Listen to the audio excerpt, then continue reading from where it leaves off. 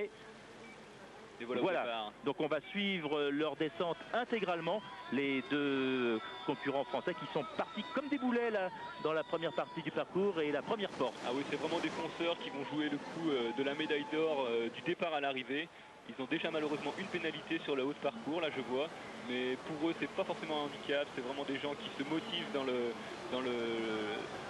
le bateau. Ils vont aller certainement très très vite, on va voir, ils prennent beaucoup de risques. Ils approchent de la porte numéro 12.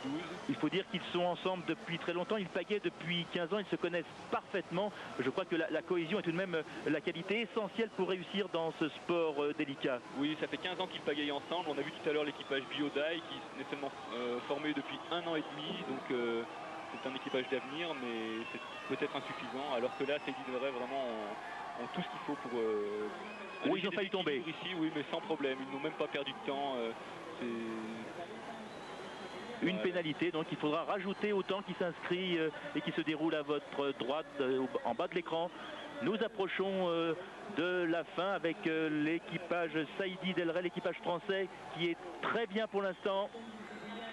Oui, la porte 20, juste avant le dévaloir de la porte 21 et 22.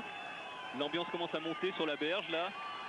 Car il y a de nombreux Français qui ont fait le déplacement, car on sait que dans ce sport, eh bien, il pourrait y avoir quelques médailles supplémentaires à celle d'avril hier. Nous approchons de la fin, l'avant-dernière porte maintenant.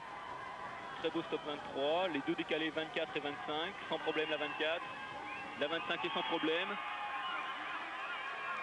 Ah, ils ne seront pas premiers malgré tout, Saïdi et Del Rey. Quatrième place pour les deux Français. Il reste, mon cher Michel Drey, les champions du monde. Je vous supplie de ne pas les rater,